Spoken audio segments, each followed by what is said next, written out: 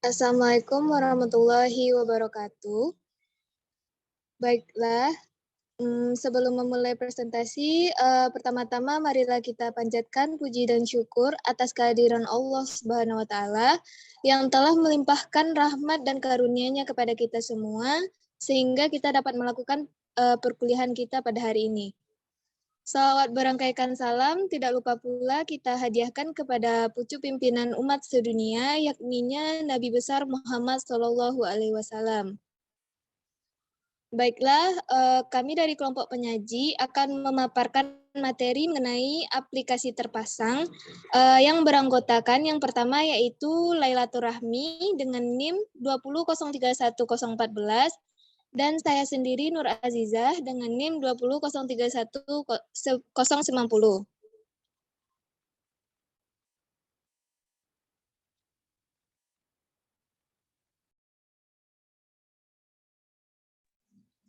Adapun beberapa aplikasi yang akan kami paparkan, yang pertama ada iMindMap, VideoScribe, Kahoot, Adobe Photoshop, dan Flipbook.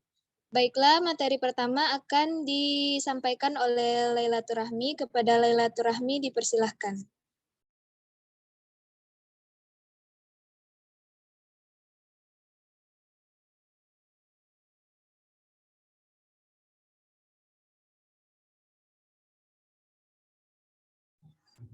Assalamualaikum warahmatullahi wabarakatuh.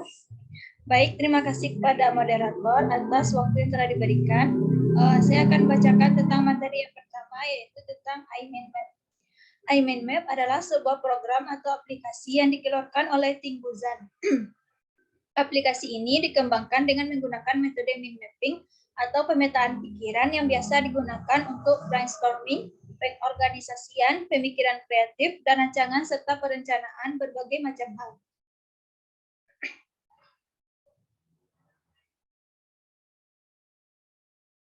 iMindMap dapat digunakan dengan menggunakan perangkat lunak seperti Microsoft Windows, Macintosh, Mac OS, X, dan Linux.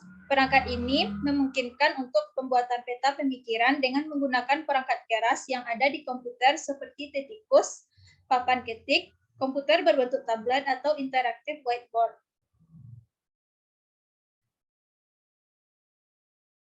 Aplikasi selanjutnya adalah VideoScribe. VideoScribe adalah sebuah program aplikasi atau software yang dapat dipergunakan untuk membuat presentasi video dengan animasi tangan bergerak pada sebuah papan atau whiteboard.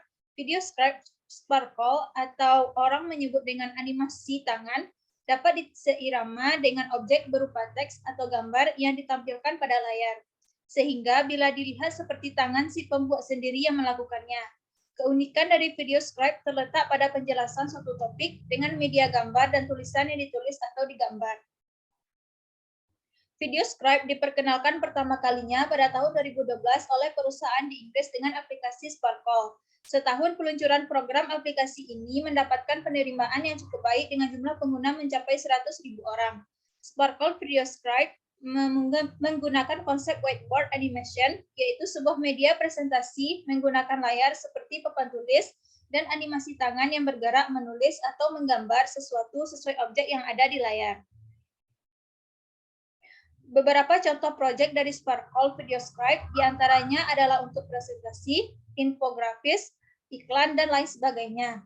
Fungsi dari Sparkle VideoScribe adalah untuk membuat presentasi video animasi dengan tangan bergerak menulis atau menggambar sesuatu yang ada di layar, layaknya seperti seseorang yang menjelaskan secara langsung pada papan tulis, sehingga biasanya dikenal dengan istilah lain yaitu whiteboard animation for reading handout.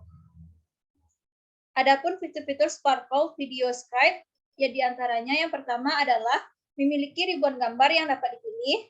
Yang kedua, memasukkan musik dengan background dari Sparkle maupun musik pilihan sendiri. Yang ketiga, dapat mengatur durasi video yang diinginkan dengan menentukan waktu setiap objek.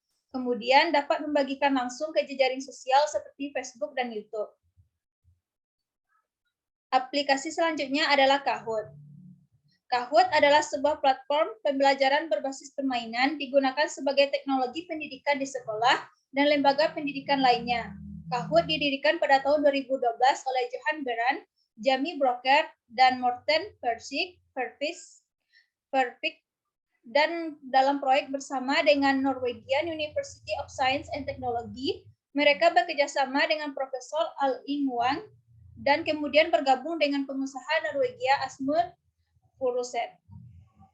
Kahoot dirancang untuk pembelajaran sosial, dengan peserta didik berkumpul di sekitar layar umum seperti papan tulis interaktif, proyektor, atau monitor komputer.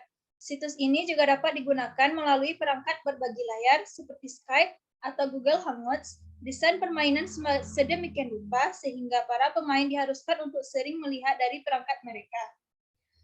Baiklah, sekian penyampaian materi dari saya. Saya kembalikan kepada moderator. Terima kasih kepada Lela Turahmi. Materi selanjutnya akan saya bacakan sendiri. Yang keempat, ada aplikasi yaitu Adobe Photoshop.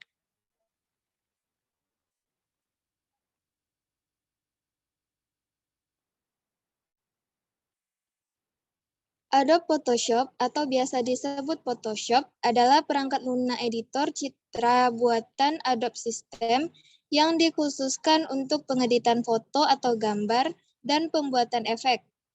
Perangkat lunak ini banyak digunakan oleh fotografer digital dan perusahaan iklan, sehingga dianggap sebagai pemimpin pasar atau market leader untuk perangkat lunak pengolah gambar atau foto, dan bersama Adobe Acrobat, dianggap sebagai produk terbaik yang pernah diproduksi oleh Adobe System.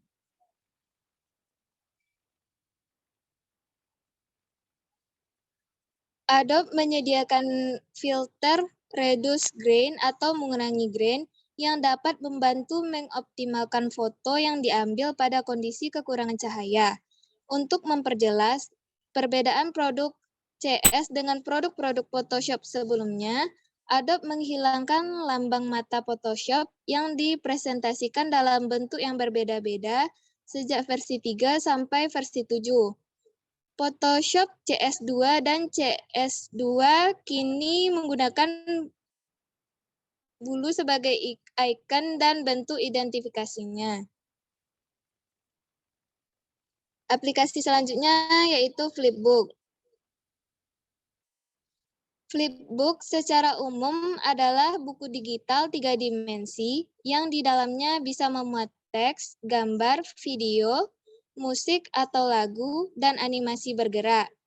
Sehingga Flipbook sendiri masuk ke dalam kategori buku digital atau e-book. Adapun keunggulan Flipbook, yang pertama yaitu mampu menyajikan materi yang beragam, selanjutnya tampilannya lebih atraktif dan menarik, dan yang ketiga yaitu proses pembuatannya mudah. Kemudian harga Flipbook tergolong murah, tidak memenuhi memori perangkat, mudah dibawa kemana-mana, dan meningkatkan penguasaan peserta didik terhadap hal abstrak.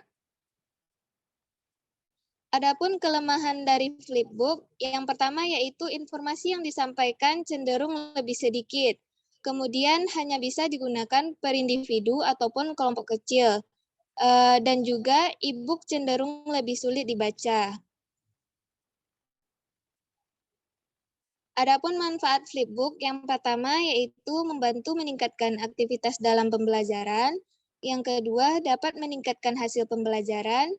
Yang ketiga meningkatkan keterampilan berpikir kreatif. Dan yang keempat meningkatkan motivasi dan minat belajar. Adapun cara-cara untuk membuat Flipbook, yang pertama kita perlu mengakses website fliphtml15.com, yaitu pada dasarnya website ini menyediakan layanan pembuatan e-book dengan berbagai jenis, misalnya e-book untuk majalah, koran online, album foto, katalog produk, dan lain sebagainya. Cara kedua yaitu dengan melakukan registrasi. Jika website sudah berhasil dibuka, maka silahkan melakukan registrasi dengan mengklik menu Sign Up yang terletak di pojok kanan atas. Jika sebelumnya sudah pernah melakukan registrasi, maka tinggal login saja. yakni memakai alamat email dan password yang sudah diatur saat melakukan registrasi sebelumnya. Jika belum, silahkan registrasi dulu.